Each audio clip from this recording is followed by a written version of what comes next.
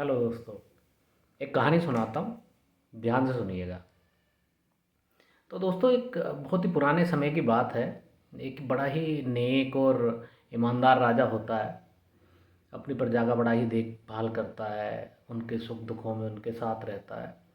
तो एक बार वो राजा अपने नगर में बहुत सारे ब्राह्मणों को ब्रह्मभोज करा रहा होता है। तो सारे ब्राह्मण एक लाइन में बैठे हुए होते हैं। वो बारी बारी से सबको परोसता जाता है। तो दोस्तों, तभी क्या होता है कि ऊपर से ना एक चील गुजर रही होती है और उसके मुंह में होता है एक मरा हुआ सांप। अब जब वो सबसे पंक्ति में सबसे लास्ट वाले ब्राह्मण को भोजन कराने के लिए जाता है, तो ऊपर से जब वो चील उसके ऊपर से गुजरती है तो सांप के मुंह में से दो बूंदें टपक जाती हैं उस ब्राह्मण की थाली में। अब ब्राह्मण जो है उसको खा भोजन कर लेते हैं और वो भोजन करने के बाद में वो मर जाते हैं। तो दोस्तों, जब ये सब घटनाक्रम हो जाता है तो सूचना ऊपर पहुंचती है यम के दरबार में कि भाई, ये जो ब्रह्म हत्या हुई है, ये जो हत्या हुई है, इसका पाप किसके सर है? इसका पाप उस राजा के सर है, या उस चील के सर है, या उस मरे हुए सांप के सर है?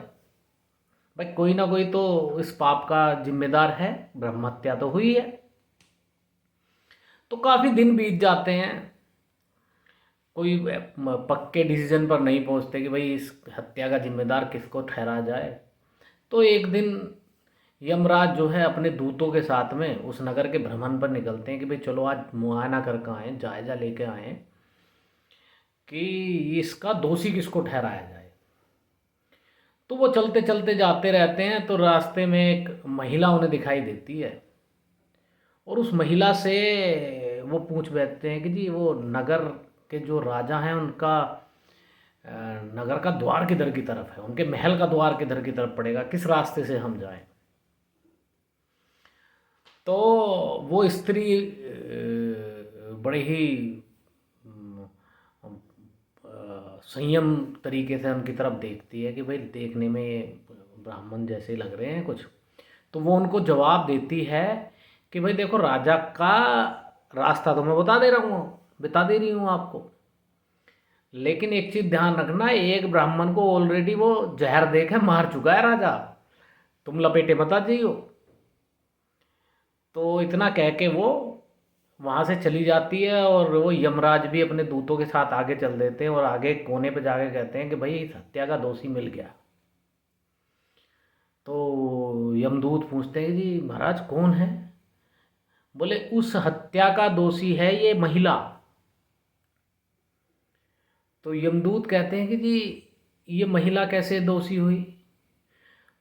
बोले, देखिए, जब किसी की हत्या होती है या जब कोई पाप करता है ना, तो उसको पाप करने के बाद में ना, जो पापी होता है उसको बड़ा सुकून मिलता है। जैसे चोर अगर चोरी कर लेगा तो चोरी करके उसे सुकून मिलेगा, कोई हत्यारा अगर हत्या कर लेगा तो हत्या करके उसे सुकून मिलेगा। पर उस ब्राह्मण की हत्या के केस में ना तो राजा को कोई खुशी प्राप्त हुई, ना सांप तो ऑलरेडी मरा हुआ ही था तो बेचारे को उसे तो क्या खुशी होती, और चील तो बिल्कुल अज्ञान थी, उसे भी कोई खुशी नहीं हुई। तो अभी जो उसका जश्न मना रहा है, उसकी जो निंदा करके जो खुश हो रहा है, वो ये महिला है, इसलिए यही पापी है।